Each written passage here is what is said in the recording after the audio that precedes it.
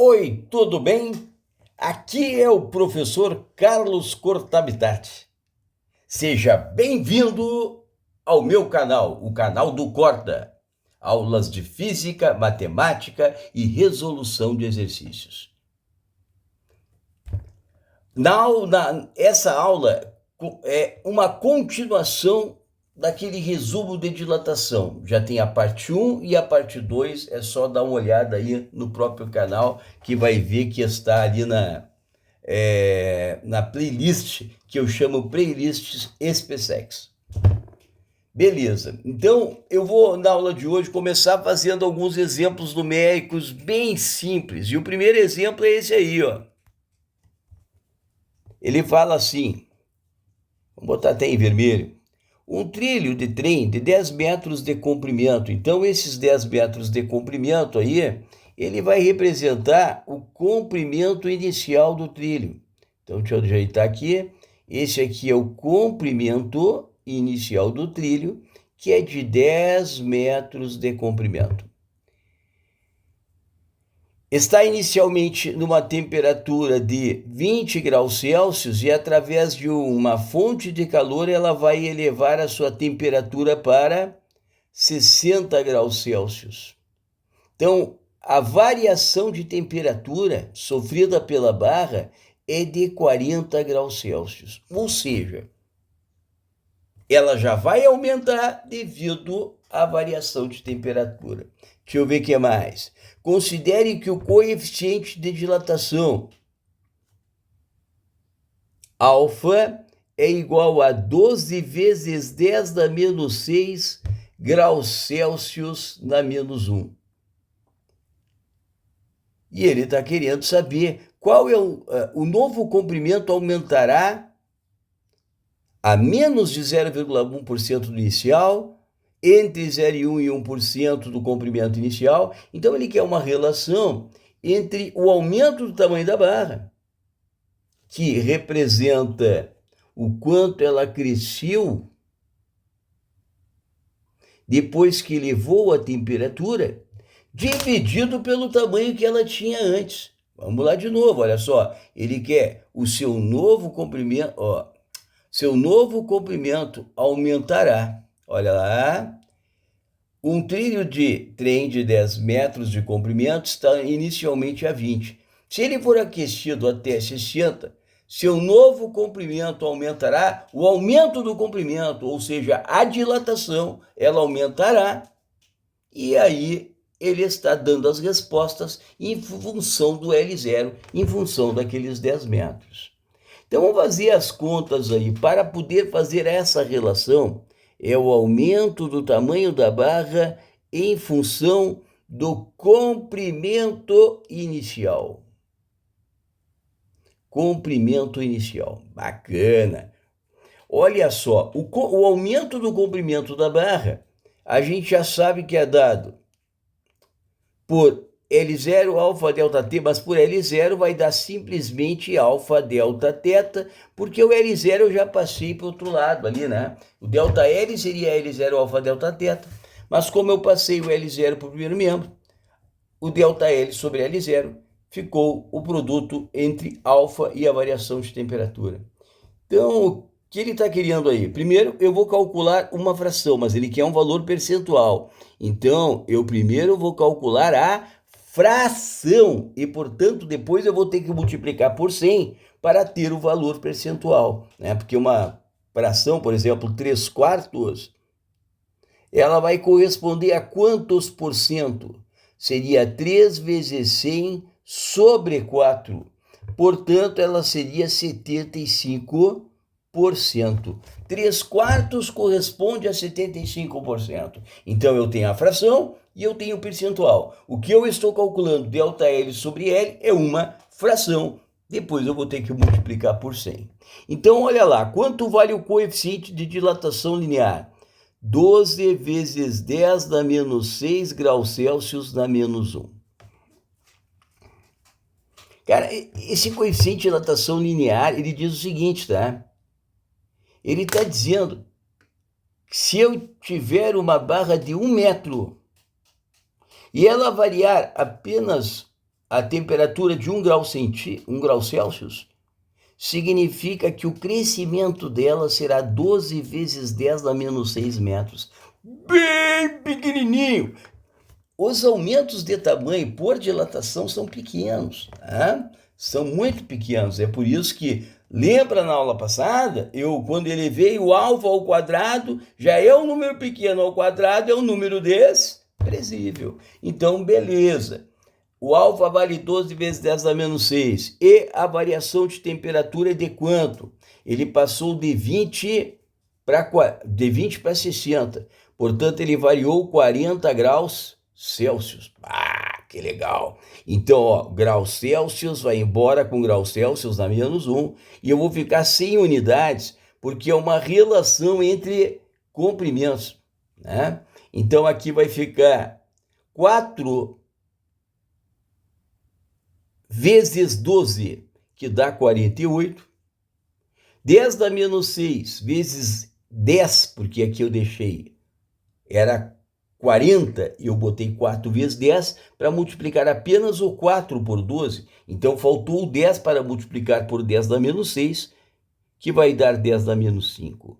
Cara, mas isso aqui é a fração. Que fração é essa? É 48 sobre 10 a 5. É 48 sobre 1 e 5 zeros, que é o 100 mil. 48 sobre 100 mil avos. Tá aí. É isso que é esta porcaria do número 48 vezes 10 a menos 5. Porém, para passar para a forma percentual, eu ainda tenho que multiplicar por 100. Multiplicar por 100 é a mesma coisa que multiplicar por 10 ao quadrado. Então, isso aqui vai dar 48 vezes 10 a menos 3. Já estamos em porcento. Então, isso aí vai ficar 0,048%. Se tu observar bem as respostas, esse 0,048 já é menor do que 1%. Portanto, a resposta é letra A, de amor. Vamos dar uma olhada no segundo exercício deste material. Eu vou fazer somente os 2 primeiros. Os outros 2 vocês podem perguntar em sala de aula. Olha lá, questão número 2. Considere uma barra de alumínio que tenha um comprimento inicial de 2 metros. Na temperatura inicial de 25 graus Celsius. Se a barra for aquecida até uma temperatura de 75 graus Celsius, portanto, a variação de temperatura sofrida pela barra é de 50 graus Celsius. Considere que o coeficiente de dilatação linear do alumínio seja alfa igual a 22 vezes 10 a menos 6 graus Celsius na menos 1. Ele quer saber qual será a variação do comprimento, ou seja, quanto a barra cresceu. Ele quer saber quanto vale o delta L. Bah! É só pegar L0, alfa, delta, teta. O L0, nesse caso, é 2 metros. O alfa, ele vale 22 vezes 10 a menos 6, e a variação de temperatura... O que mesmo? Graus Celsius na menos 1, vezes 22 vezes... Não, vezes os 50 graus Celsius. Eu estou botando as unidades agora no início só para vocês repararem que o cara tem que prestar atenção se as unidades são compatíveis ou não. Tá? A grau Celsius da menos 1 é compatível com uma variação em Kelvin, porque variação de Kelvin e Celsius é a mesma coisa. Mas quando for Fahrenheit, eu tenho que ter cuidado. As unidades têm que ser compatíveis. Então, o grau Celsius vai com grau Celsius da menos 1. E nós ficamos aí com 44 vezes 5 vezes 10 a menos 6 metros. Estamos falando do delta L. 44 vezes 5 dá 20, vão 2, 20 com 2 dá 22, ficou 220 vezes 10 a menos 6 metros. Ou seja, tem que andar. Se eu quero tirar o 10 a menos 6, eu estou passando para 10 na zero. Estou aumentando a potência, Portanto, se eu estou aumentando a potência, tem que diminuir 6 casas com a vírgula. A vírgula vai passar daqui, vai andar 6 casas para lá. Então, 1, 2, 3, 4, 5, 6 casas. Ó, 1, 2, 3, 4, 5, 6 casas. A vírgula ficou aqui. Sensacional! Isto aqui, metros. Então, a resposta... Deixa eu ver se ficou certinho. Aqui estava aqui, ó. Tem que ser 6 casas, né? É 6 mesmo? Não, não é 6. Eu fiz a famosa bobagem, porque eu tinha 50 aqui, ó. E eu botei apenas 5 para cá. Então, na realidade, aqui é 10 a menos 5. Portanto, ao andar com as vírgulas aqui, eu vou ficar com 0, 2, 2, 0, 0. Já andei a 5 casas. E aí tá, a resposta é 0,0220 metros. Eu só consegui perceber, tá, que eu estava errando ali por bobagem por causa das alternativas. Então, tem ainda nesse vídeo, tem uma discussão sobre dilatação superficial aqui que eu acho interessante. A primeira eu já fiz, que é a demonstração, tá? Inclusive, eu sugiro o cara fazer a demonstração para o volume também, tá? Para o volume, eu gostaria que vocês também fizessem as demonstrações aqui. Aqui, ó, no volume, tá faltando os dois objetos que vão aumentar de tamanho. Eles acabaram sendo apagados aqui, então eu vou colocar eles para reenviar esse arquivo pela Nathalie. Então, vamos lá, ó. Agora, a discussão que eu queria é essa. Olha só. Aqui eu tenho uma chapa numa temperatura inicial que tem uma área inicial do orifício que eu estou representando por SO. RAAS, superfície do orifício inicial. Então, aqui eu vou ter uma superfície do orifício inicial. Quem é essa superfície? É essa partezinha que está aqui dentro. O que representa o ΔS do orifício? O ΔS do orifício, ele vai representar o aumento do tamanho do orifício. Então, ΔS do orifício, ele representa o aumento do tamanho do orifício. Uma coisa, olha só, quando eu forneço o calor para uma chapa metálica e ela aumenta de tamanho, se essa chapa metálica tiver algum orifício, esse orifício também vai aumentar de tamanho, tá? Como se ele fosse feito do material da chapa. Ou seja, é isso aqui, ó, que está no comentário. O orifício sofre uma dilatação, como ele fosse construído do material da chapa.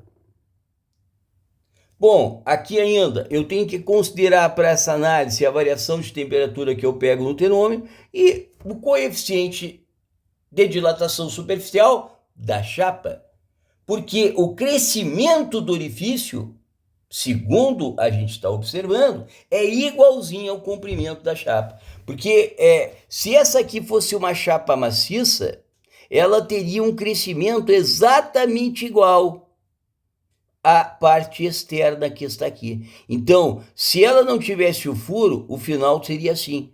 Com o furo, cresce os dois, e o furo vai crescer proporcionalmente. Ele vai crescer de tal forma a ficar juntinho com a chapa. Portanto, ele não pode mudar o formato. Tá? Então, é por isso que a sua dilatação é idêntica à dilatação do material. Então, vamos lembrar o seguinte, ó. Chapas com buracos, aumentou a temperatura, aumenta o buraco. Sólidos com cavidades, também, ao aumentar a temperatura, aumenta a cavidade. Vou dar um exemplo. Quando eu abasteço gasolina, deixo tudo completamente cheio, o que vai acontecer? Ao fornecer calor, vai aumentar o tamanho do tanque, Vai aumentar a parte interna do tanque, porque aumenta o volume da parte oca, e também vai aumentar o tamanho do líquido. Mas nós vamos ver na parte 4 dos assuntos de dilatação, a dilatação dos líquidos. E a gente vai observar que o coeficiente de dilatação dos líquidos é maior que o dos sólidos. E, portanto, o que vai acontecer? Se o tanque estava completamente cheio, eles tinham o mesmo volume inicial. Se eles sofrerem a mesma variação de temperatura, a dilatação só vai depender do coeficiente de dilatação. Como o líquido tem coeficiente de dilatação maior, ele cresce mais e transborda. Esse valor que transborda não é todo o aumento do líquido, porque parte do aumento ficou junto, dentro do recipiente, junto com o tanque de combustível. E, portanto, aquela parte que transborda é o aumento aparente do líquido. Né? A dilatação aparente dos líquidos basicamente fala isso. A dilatação volumétrica aparente de um líquido é igual à dilatação real desse líquido menos a dilatação real do recipiente. Até vamos guardar de uma forma melhor, né? A dilatação do líquido, quando um recipiente está completamente cheio desse líquido, ela será igual à dilatação do recipiente, porque parte do líquido vai continuar dentro do recipiente, porque o que ele cresceu mantém-se, consegue segurar a água para não cair. Mas tem uma parte, né, que vai cair para fora do recipiente. Essa parte é o que a gente chama de dilatação aparente, porque parece que está aumentando só ela. Isso aqui também é chamado de volume de líquido transbordado. Sensacional. E para calcular esse volume aparente de líquido, a gente bola uma fórmula para essa dilatação. E adivinha como é que ela é? Ela vai depender do tamanho inicial, que é o volume inicial tanto do recipiente quanto do líquido, porque isso aqui só vale quando o recipiente estiver completamente cheio do líquido. Vai depender do coeficiente de dilatação, que é o coeficiente de dilatação aparente, porque ele não é nem o do líquido e nem o do recipiente. Na realidade, o gama aparente, eu teria que demonstrar quanto vale ele, e eu já vou demonstrar, vezes a variação de temperatura. Querem ver? Olha só, o gama real, ele seria o volume do líquido vezes o gama real do líquido, gama real vezes a variação de temperatura sofrida pelo sistema. O volume do recipiente é o volume inicial, que é igual, porque o recipiente tem que estar completamente cheio do líquido para isso valer, vezes o gama do recipiente, vezes a variação de temperatura sofrida por ele, que é exatamente a mesma, porque eles estão um em contato com o outro, mais o tal do ΔV aparente, que é o volume transbordado, que é o volume inicial, vezes esse tal de gama aparente, vezes a variação de temperatura. Eu considero o volume inicial para a parte aparente igual ao volume do líquido ou do recipiente. E a variação de temperatura é a mesma. Portanto, eu posso cortar a variação de temperatura, eu posso cortar os volumes iniciais, e eu vou ficar com a seguinte expressão, que é o que vai nos interessar, e é isso que interessa mesmo, que o gama real é igual ao gama do recipiente mais o gama aparente. E ainda que o volume aparente ele é igual ao V0 do líquido ou do recipiente, que é o mesmo, vezes o gama aparente, vezes a sua variação de temperatura. Com isso, a gente pode fazer tudo de dilatação dos líquidos, mas isso eu vou deixar para a parte 4, aonde eu vou fazer exercícios aí de dilatação superficial, volumétrica e de dilatação dos líquidos. Eu já mandei uma outra lista pela Nathalie, então boa sorte, vocês têm muito o que fazer. Valeu!